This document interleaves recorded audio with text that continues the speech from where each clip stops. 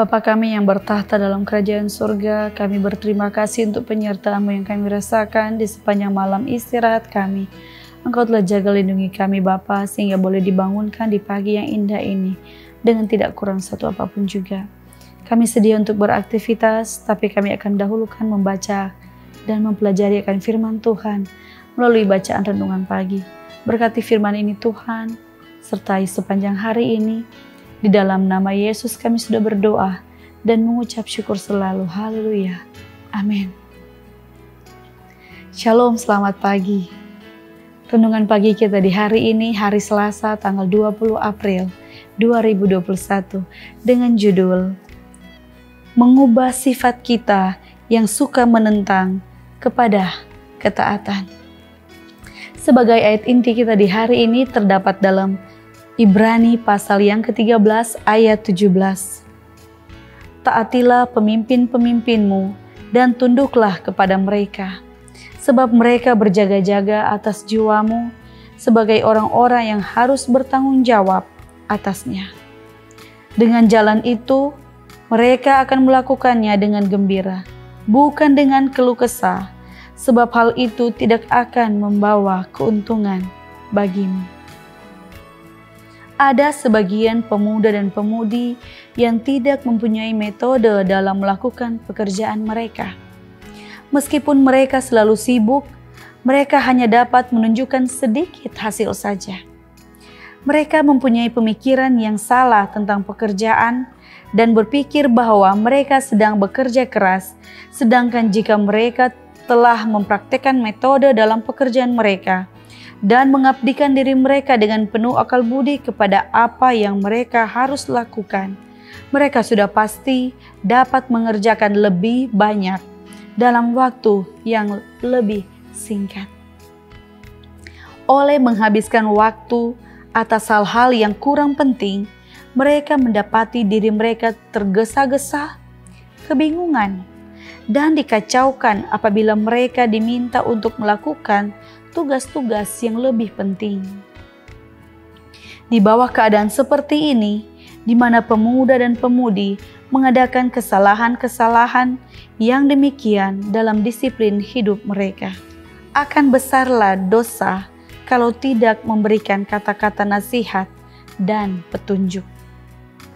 Adalah suatu pekerjaan yang sangat sulit memberitahukan kepada orang-orang kesalahan mereka.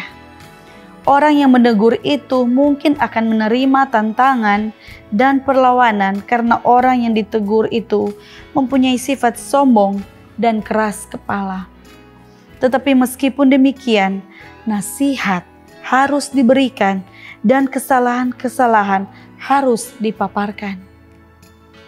Biarlah orang-orang muda itu mempertumbuhkan suatu roh yang dapat diajar agar mereka boleh mendapat untung dari upaya orang-orang yang berusaha hendak menolong mereka.